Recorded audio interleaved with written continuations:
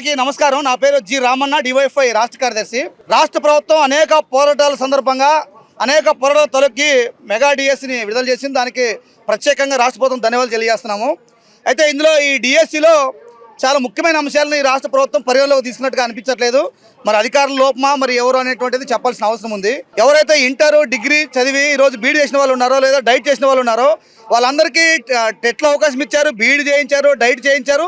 45% ఎస్సీలకు ఉండాలని, బీసీలకు 50 అని, ఓసీలకు 50 అని చెప్పి నిబంధన పెట్టడం వల్ల లక్షలాది మంది నిరుద్యోగులు ఈరోజు డిఎస్సికి అనర్హులుగా మారే ప్రమాదం ఉంది. అందుకనే రాష్ట్ర ప్రభుత్వం వీలైతే అందరికీ అవకాశం ఇవ్వాలా, లేదా మినిమం 40% అయినా అర్హత వీళ్ళందరికీ కూడా డిఎస్సిలో అవకాశం కల్పించాలనేటువంటిది మా మొదటి డిమాండ్. ఉద్యోగుల వాయిస్ను, వాళ్ళ యొక్క ఆలోచనలు కూడా ప్రభుత్వం పరిగణలో తీసుకుంటే బాగుండేది. అనాలోచితంగా చేసినట్టుగా ఉంది. అందుకని ఇప్పటికైనా మించింది లేదు. తక్షణమే 4 డిమాండ్ల మీద రాష్ట్ర ప్రభుత్వం సానుకూలంగా స్పందించాలని చెప్పి, ఆ రకంగా సానుకూలంగా స్పందించకపోతే మాత్రం డివైఎఫ్ఐ ఆధ్వర్యంలో భారీ పోరాటాలకు సమాయత్తం కావాల్సి ఉంటుంది. ఆ భారీ పోరాటాలకు రాష్ట్ర ప్రభుత్వమే బాధ్యత వహించాల్సి ఉంటుంది. కాబట్టి దయచేసి నారా లోకేష్ గారు అలాగే విద్యాశాఖ అధికారులు కళ్ళు తెరిచి ఈ 4 డిమాండ్లు పరిగణలో తీసుకొని అందరికీ అవకాశం ఇవ్వాలి. సుదీర్ఘ నిరీక్షణ అనంతరం డిఎస్సి నోటిఫికేషన్ రాష్ట్ర ప్రభుత్వం అనౌన్స్ చేసింది. కానీ ఇది ఏకపక్షంగా అనౌన్స్ చేసింది. అభ్యర్థులతో కానీ విద్యావేత్తలతో కానీ చర్చించకుండా అధికారుల మధ్యలో ఏది తోస్తే అది ఈరోజు నోటిఫికేషన్లో పెట్టారు. మేము ప్రధానంగా ఎదుర్కొంటున్న సమస్య ఎస్సీ ఎస్టీ బీసీలకి సంబంధించి 45% 50% ఉన్న వాళ్ళనే ఈ ఎగ్జామ్కి ఎలిజిబుల్ అని చెప్పేసి రాష్ట్ర అధికారులు తెలియజేస్తూ ఉన్నారు. ఇది చాలా అన్యాయమైన విషయం. కాబట్టి మేము అడుగుతుంది ఏంటంటే, మేము ఉద్యోగాలు అడగట్లా, ఉద్యోగానికి పోటీ పడతామని చెప్పి అడుగుతా ఉన్నాం. ఉద్యోగానికి పోటీ పడడానికి కూడా మాకు అర్హత లేదని చెప్తే ఎంతవరకు కరెక్ట్ అని చెప్పేసి మేము చెప్తా ఉన్నాం. ఇది చాలా తీవ్రమైన అన్యాయం. కాబట్టి రాష్ట్ర ప్రభుత్వం ఎస్సీ ఎస్టీలకి సంబంధించి, అదేవిధంగా బీసీలకు సంబంధించి, అదేవిధంగా ఓసీలకు సంబంధించిన అభ్యర్థులందరికీ కూడా పర్సంటేజ్ 40%కి తగ్గించాలని చెప్పేసి ఈ సందర్భంగా డిమాండ్ చేస్తూ ఉన్నాం. అదేవిధంగా వయో పరిమితి 47 సంవత్సరాలకి పెంచాలి. మేము అంతకుముందు ఉన్నతాధికారులను కలిసినప్పుడు కూడా విన్నవించాం. 47 సంవత్సరాలు ఖచ్చితంగా పెంచాలని మేము విన్నవించినా సరే రాష్ట్ర ప్రభుత్వ అధికారులు పట్టించుకోకుండా 44కే పరిమితం చేశారు. కాబట్టి డిఎస్సి అందరికీ పోటీ పడే విధంగా ఈ రాష్ట్ర ప్రభుత్వం అవకాశం కల్పించాలి. అభ్యర్థుల గోడిని ఈ రాష్ట్ర ప్రభుత్వ అధికారులు పట్టించుకొని ఈ సమస్యను పరిష్కరించాలని చెప్పేసి ఈ రాష్ట్ర ప్రభుత్వాన్ని మేము డిమాండ్ చేస్తూ ఉన్నాం. ఇక్కడికి వచ్చిన వాళ్ళంతా ఇక్కడ ఉండే లోకల్ కాదు సార్. పాపం వాళ్ళు నైట్ మొత్తం జర్నీ చేసి వచ్చి వేరే వేరే డిస్ట్రిక్ట్ల నుంచి వాళ్ళ ప్రాబ్లం చెప్పుకోవడానికి ఇక్కడ వచ్చారు. అందరూ లోకేష్ సార్ గారితో వెళ్ళి దగ్గరికి వెళ్ళి మాట్లాడాలనుకున్నారు. కానీ మా లాంటి సామాన్య ప్రజలకి సార్తో మాట్లాడే అవకాశం దొరకదు మాకు. కాబట్టి ఇక్కడ ఎండలో రోడ్డు మీద వీళ్ళంతా నిల్చొని ఇలా వాళ్ళ బాధను ఎక్స్ప్లెయిన్ చేసుకుంటున్నారు అందరూ. సార్ మాకు బీఈడీ చేసేటప్పుడు, టెట్ రాసేటప్పుడు 40% మార్క్స్తో ఎలిజిబిలిటీ ఇచ్చారు సార్. కానీ ఇప్పుడు డిఎస్సి చేయడానికి మాత్రం 45% అని ఇచ్చారు సార్. ఇందులో దీనివల్ల చాలా ఇయర్స్ నుంచి చాలామంది డబ్బులు ఖర్చు పెట్టి, వేలు ఖర్చు పెట్టి ఫ్యామిలీకి దూరంగా ఉంటూ కోచింగ్ సెంటర్లో కోచింగ్ తీసుకున్నారు సార్. కోచింగ్ తీసుకుని వీళ్ళు టెట్లో చాలా మంచి మార్క్సులతో పాస్ అయిన వాళ్ళు ఉన్నారు సార్. ఓన్లీ డిగ్రీ మార్క్స్ మాత్రమే ఇప్పుడు ఇక్కడ పర్సంటేజ్ ఇలా పెంచడం వల్ల చాలామంది అభ్యర్థులు ఒక 80 lakhs మెంబర్స్ దాకా నష్టపోయారు సార్. సో గవర్నమెంట్ దయదలిచి మా మీద డిగ్రీ మార్క్స్ పర్సంటేజ్ ఇష్యూ కొంచెం క్లియర్ చేయాల్సిందిగా కోరుకుంటున్నాం సార్. ఇది మా పర్సనల్ది కాదు సార్. లాస్ట్ టైం తెలంగాణలో కూడా ఇదే ఇష్యూ జరిగింది సార్. జరిగితే అప్పుడు అభ్యర్థులందరూ సుప్రీంకోర్టుని ఆశ్రయించారు సార్. అదేంటి ఈ జీవో కూడా సుప్రీంకోర్టుది సార్. ఇక్కడ పేపర్ చూడండి కావాలంటే. అప్పుడు సుప్రీంకోర్టు డిఎస్సి అభ్యర్థులందరికీ ఫేవర్గానే తీర్పు ఇచ్చింది సార్. ఏమని ఇచ్చిందంటే 2011 ముందైతే ఎవరైతే డిగ్రీ చేసింటారో వాళ్ళకి 40% మార్క్స్ కంటే తక్కువ వచ్చినా కూడా సరే వాళ్ళకి ఎలిజిబిలిటీ ఇచ్చింది సార్. కాబట్టి మన ఏపీలో కూడా సుప్రీంకోర్టు ఇచ్చిన తీర్పు మనకు కూడా వర్తిస్తుంది కదా సార్. సో మన ఏపీలో కూడా దీన్ని చూసి సార్ లోకేష్ గారు మా అందరి మీద దయ తలచి మాకు పర్సంటేజ్ ఇష్యూ కొంచెం క్లియర్ చేసి మాకు కూడా మంచి అవకాశం ఇస్తారని కోరుకుంటున్నాం. అసలే లోకేష్ గారు చెప్పారు అందరికీ ఆమోదయోగ్యమైన డిఎస్సి ఇస్తానని చెప్పారు సార్. సో ప్లీజ్ రిక్వెస్ట్ చేసుకుంటున్నాము, మా అందరికీ ఆమోదయోగ్యమైన డిఎస్సి ఇవ్వాలని కోరుకుంటున్నాం సార్. Thank you. మాకు ప్రధానంగా చాలా కాలం తర్వాత, దాదాపు 7 సంవత్సరాల తర్వాత డిఎస్సి నోటిఫికేషన్ ఇవ్వడం చాలా సంతోషం. అయితే గతంలో జరిగినటువంటి టెట్లు అన్నీ కూడా మనకు టెట్ నిర్వహించడానికి 40% డిగ్రీ అర్హతతో మనకు నిర్వహించడం జరిగింది. అసలు టెట్ అంటేనే డిఎస్సిలో 20% మనం డిఎస్సి రాసినట్లు టెట్ రాస్తే, అయితే టెట్కి మాత్రం 20% చేసి 40% అర్హత కలిగించి డిఎస్సికి వచ్చేసరికి 45% అనేటువంటిది చాలా దారుణం. మంది చాలా లక్షల కొద్దీ నష్టపోతూ ఉన్నాం. దయచేసి ఈ విషయాన్ని అధికారులు దృష్టికి తెలియజేసుకుంటూ ఈ అవకాశాన్ని ప్రతి ఒక్కరికి ఇవ్వాలి. 40%తో డిఎస్సి అప్లై చేసుకునేటువంటి అవకాశాన్ని ప్రతి ఒక్కరికి, ఈవెన్ 10th ఇంటర్మీడియట్ డిగ్రీ అన్నిట్లోనూ కూడా 40%తో అవకాశం కల్పించి డిఎస్సి రాసేటువంటి అవకాశాన్ని కల్పించాలని కోరుకుంటూ ఉన్నాం. అదేవిధంగా నార్మలైజేషన్, ప్రతి జిల్లాకు ఒక పేపర్ పెట్టడం వల్ల ఎటువంటి నష్టము రాదు, ఎవరికి ఇబ్బంది ఉండదు. సో పక్క గవర్నమెంట్ మనకు తెలంగాణలో కూడా అదే చేసింది కాబట్టి ప్రతి జిల్లాకి ఒక పేపర్ పెట్టాలి. నార్మలైజేషన్ తీసేసి ఒక పేపర్ పెడితే మనకి అందరికీ కూడా ఎటువంటి ఇబ్బందులు లేకుండా జరుగుతుందని అది సెకండ్ నోటీస్. ఏజ్ 7 సంవత్సరాల నోటిఫికేషన్ లేదు కాబట్టి ఏజ్ చాలా వరకు నష్టపోతున్నారు. కాబట్టి ఏజ్ కూడా 47కి పెంచాలని మూడో డిమాండ్ చేసుకుంటూ ఉన్నాం. కాకపోతే ఈ అవకాశాలన్నీ కూడా నోటిఫికేషన్ లో టెక్నికల్ ఇష్యూస్ ఉన్నాయి, వాటిని అన్ని రెక్టిఫై చేయాలని కోరుకుంటూ ఉన్నాం. ఆల్రెడీ మనకు జీవో కూడా ఇచ్చారు. ఇక్కడ గతంలో 2024లో 40% ఉంటే ట్రెట్ రాసుకోవచ్చు అనేటువంటి విషయాన్ని జీవోలో కూడా మనకి ఇవ్వడం జరిగింది. అదే విధంగా 2024 మనకు టీడీపీ గవర్నమెంట్ వచ్చిన తర్వాత ఇక్కడ కూడా మనకు 40% తో టెట్ అవకాశం ఇచ్చారు. సో ఇవన్నీ కూడా కన్సిడర్ చేసి మనకు డిఎస్సి రాసుకునేదానికి కూడా 40% ఎలిజిబిలిటీ ఇవ్వాలని ప్రధానంగా కోరుకుంటూ ఉన్నాం. సుప్రీంకోర్టు కూడా మనకి 2011 కంటే ముందు సుప్రీంకోర్టు మనకి 2011 కంటే ముందు కనీస విద్యార్హత డిగ్రీ పాస్ అయితే చాలు, 2011 తర్వాత పాస్ అయిన వాళ్ళకి మినిమం 40% డిగ్రీలో ఉంటే మనకు డిఎస్సి రాసుకోవడానికి అవకాశం కల్పించాలని మనకు క్లియర్ గా చెప్పింది. అదే విధానాన్ని తెలంగాణ గవర్నమెంట్ ఫాలో అయ్యింది. ఏపీ గవర్నమెంట్ కూడా దాన్నే క్రైటీరియాగా తీసుకొని అవకాశం కల్పించాలని కోరుకుంటూ ఉన్నాం. దయచేసి వీటన్నిటినీ కూడా కన్సిడర్ చేసి విద్యాశాఖ మంత్రి గారు లోకేష్ గారు వీటన్నిటిని దృష్టిలో ఉంచుకొని అవకాశం కల్పించి డిఎస్సి రాసుకోవడానికి అవకాశం కల్పించాలి. మాకు కొద్ది కాలం సమయం కావాలి. సిలబస్ ముందుగా ఇచ్చినప్పటికీ కూడా ఇటువంటి ఇష్యూస్ వల్ల, ఇటువంటి సమస్యల వల్ల సరిగా ఫోకస్ చేయలేకపోయినాం. వీలైనంత త్వరగా కొంచెం టైం పెంచి మాకు ఇటువంటి టెన్షన్స్ లేకుండా డిఎస్సి నిర్వహించాలని కోరుకుంటూ ఉన్నాను సార్. Thank you. మాది ఎన్టీఆర్ కృష్ణా డిస్టిక్కేనండి. నా పేరు శ్రీదేవి. నేను ఓపెన్ కేటగిరీ అభ్యర్థినండి. 2011 కంటే ముందు డిఎడ్ చేసినప్పుడు మాకు 45% తోటి ఎలిజిబిలిటీ ఇచ్చారు డిఎడ్. మేము డిఎడ్ ట్రైనింగ్ అయ్యాము, టెట్ క్వాలిఫై అయ్యాము, టెట్లో మంచి మార్క్స్ వచ్చినాయి మాకు. మళ్ళీ మాకు పీజీలు ఉన్నాయి, పీజీలో మంచి మార్క్స్ ఉన్నాయి. మాకు డిగ్రీలో 50% అనేసరికి మేము ఇప్పుడు చాలా ఇబ్బందికి గురవుతున్నాం అండి.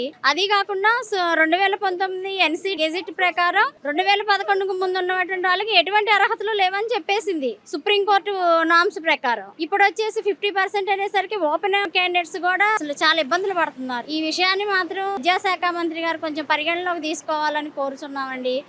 మేము ఎంతో ఆశపడి ఇన్ని పోస్టులు ఇచ్చారు, మంచిగా ప్రిపరేషన్ అవుతున్నాము.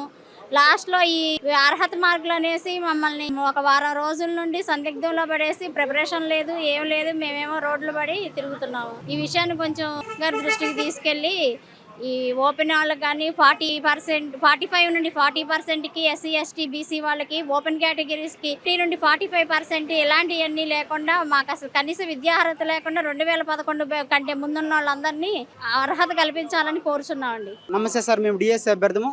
ఇక్కడ 40% అనే వివాదం తలెత్తింది కాబట్టి ఇదే అంశం తెలంగాణలో కూడా తలెత్తింది. ఈ అంశంతో తెలంగాణ వాళ్ళు కోర్టుకి వెళ్తే సుప్రీంకోర్టు వాళ్ళు ఏం నామ్స్ ఇచ్చిందంటే 2011 పూర్వము కనీసంగా పాస్ అయితే చాలు, అటువంటి వాళ్ళకి డిఎస్సి డిఈడి రాసుకోవచ్చు. ఎందుకంటే వాళ్ళు టెట్ క్వాలిఫై అవుతున్నారు కాబట్టి టెట్ క్వాలిఫై సమక్షంలో ఆ పేపర్లు పెట్టుకొని వాళ్ళు డిఎస్సికి రాసుకోవచ్చు అని అర్హత ఇచ్చింది. అదేవిధంగా ఇప్పుడు ఉన్నటువంటి సమస్యలు ఏజ్ పెంచాలి, 47 ఏజ్ వరకు పెంచి అందరికీ అవకాశం ఇవ్వాలి. తర్వాత 40%తో డిఎస్సికి అర్హత కల్పించాలి. తర్వాత 1 డిస్ట్రిక్ట్ 1 పేపర్ పారదర్శకంగా నడిపించి అది ఆఫ్లైన్ నడిపించవచ్చు, లేదంటే ఆన్లైన్లో కూడా వన్ డిస్ట్రిక్ట్ 1 పేపర్గా నడిపించాలని కోరుతున్నాము. అదేవిధంగా టెట్ డిఎస్సి ఇవ్వాలని, ఎందుకంటే టెట్కి 40 రోజుల గడువు వ్యవధితో, డిఎస్సికి 90 రోజుల వ్యవధితో రన్నింగ్ నోటిఫికేషన్ ఇచ్చినా పర్వాలేదు. ఎందుకంటే ప్రతి ఒక్కరికి న్యాయం జరగాలి కాబట్టి ఏ ఒక్కరు మీరు చెప్పినారు ఏ ఒక్కరిని ఇబ్బంది పెట్టకుండా మరింత ఎక్కువ మందిని డిఎస్సికి మేము అర్హత కల్పిస్తామని ఆ రోజు చంద్రబాబు నాయుడు సార్ గారు కానీ లోకేష్ సార్ కానీ మాట ఇచ్చినారు. ఆ మాటను నిలబెట్టుకోవాలని మరొకసారి గుర్తు చేసుకుంటున్నాము. మీరు ఎప్పుడు డిఎస్సి ఇచ్చినా 90 రోజులు గడువు ఇస్తామని చెప్పేసి లోకేష్ గారు మరొక్కసారి గట్టిగా హామీ ఇచ్చినారు. ఆ మాటను నిలబెట్టుకోవాలని కోరుతున్నాము. కాబట్టి ఎటువంటి చిన్న సమస్యలను కూడా కావచ్చు, 40% సమస్యను కావచ్చు, టెట్ సమస్యను కావచ్చు, డిఎస్సికి 90 రోజుల గడువు కావచ్చు, 47 సంవత్సరాల వయో పరిమితి కావచ్చు, జస్ట్ పాస్ మార్క్తో ఉన్నటువంటి డిఈడి బీఈడి ట్రైనింగ్ చేసినటువంటి ప్రతి ఒక్కరికి డిఎస్సి అర్హత కావచ్చు.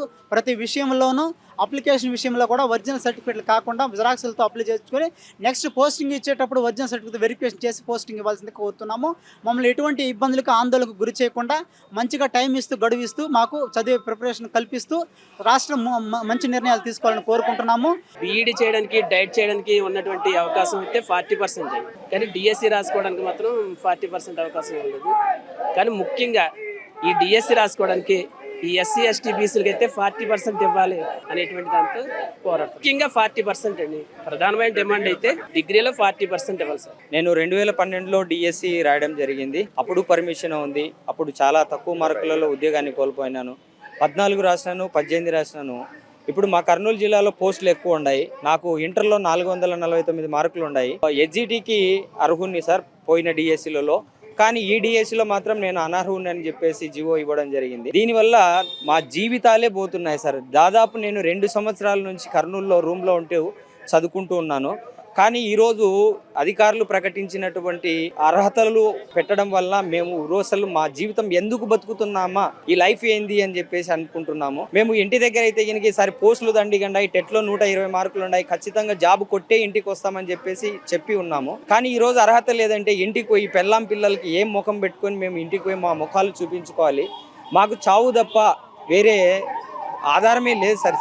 మీరు దయచేసి విద్యాశాఖ మంత్రి గారికి మేము విన్నవించుకునేది ఏంటంటే ఖచ్చితంగా సార్ 40%తో మాకు అర్హత కల్పించి, ఈ ఒక్క డిఎస్సికి మాకు అర్హత కల్పించి మా జీవితాలను నిలబెట్టి మమ్మల్ని సమాజంలో బతికేటట్టుగా చూడండి అని గౌరవనీయులైన విద్యాశాఖ మంత్రి గారికి, లోకేష్ గారికి మనస్ఫూర్తిగా కోరుకుంటున్నాం సార్. మాకు ఈ ఒక్క డిఎస్సికి అర్హతను ప్రకటించండి. జిల్లా నుంచి వచ్చిన నా పేరు లక్ష్మణ్ నాయక్.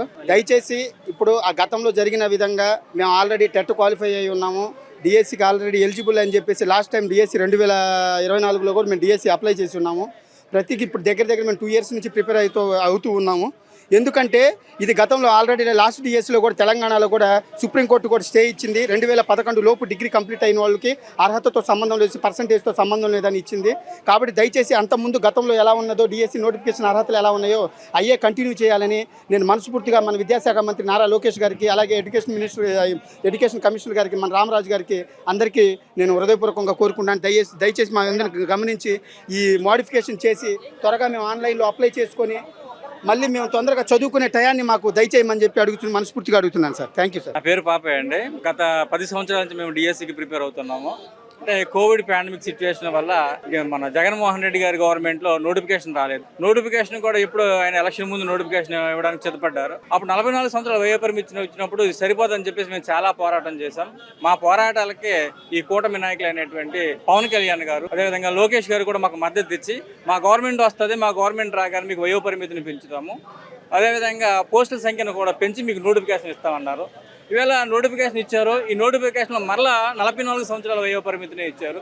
ఆ 44 సంవత్సరాల్లో కూడా మరలా 6 నెలల సమయాన్ని తగ్గించారు. మేమందరం కోరుకునేది ఏంటంటే చాలా కాలంగా మేము డిఎస్సికి ప్రిపేర్ అవుతున్నాం, మాకు వేరే అవకాశాలు లేవు. కాబట్టి వయో పరిమితి 44 సంవత్సరాల నుంచి కనీసం ఓసీ అభ్యర్థులకి 47 సంవత్సరాలు పెంచాలని మేము కోరుతున్నాం. మాకు కూడా డిఎస్సిలో అవకాశం ఇవ్వాలని. మాకు వేరే అవకాశాలు లేవు కాబట్టి పూర్తిగా దీని మీద డిపెండ్ అయి ఉన్నాం కాబట్టి ఖచ్చితంగా వయో పరిమితిని అయితే పెంచాలి. 45 రోజుల సమయం ఇచ్చారు. ఇది ఏ విధంగానూ కూడా ఒక హెచ్జిటి ప్రిపేర్ అవ్వడానికి కానీ, స్కూల్ అసిస్టెంట్ ప్రిపేర్ అవ్వడానికి కానీ సరిపోయే సమయం కాదు. సమయాన్ని ఖచ్చితంగా 90 రోజుల సమయం అనేటువంటిది ఇవ్వాలి. అదేవిధంగా డిగ్రీలోను, ఇంటర్మీడియట్లోను ఓసీ అభ్యర్థులకి 50%, ఎస్సీ, ఎస్టీ, బీసీ అభ్యర్థులకి 45% అని చెప్తున్నారు. గతంలో ఈ రూల్స్ ఏమీ కూడా లేవండి. ఈ 45%, 50% వల్ల చాలామంది అభ్యర్థులు, సుమారుగా 1,00,000 మంది అభ్యర్థులు కూడా అర్హతను కోల్పోతున్నారు. కాబట్టి మేము ఏంటంటే కనీసం 40%, ఎస్సీ, ఎస్టీ, బీసీలకి 40%, ఓసీలకి 45%, గతంలో ఎలాగుండేదో అదేవిధంగా మనకి ఈ పర్సంటేజ్ అనేది తగ్గించాలని కోరుకుంటున్నాము. డిఎస్సి ఇవ్వడం చాలా ఆనందమే, కానీ 2018 నుంచి ఇప్పటి వరకు కూడా డిఎస్సి లేదు. దానివల్ల అప్పుడు 42 సంవత్సరాలు ఉన్నవాడి వేళ 47, 48 సంవత్సరాల వరకు వెళ్ళిపోయారు జనరల్ కేటగిరీ. ఈ జనరల్ కేటగిరీ అనేది ఆల్రెడీ లోకేష్ గారు కూడా అసెంబ్లీలో అనౌన్స్ చేశారు.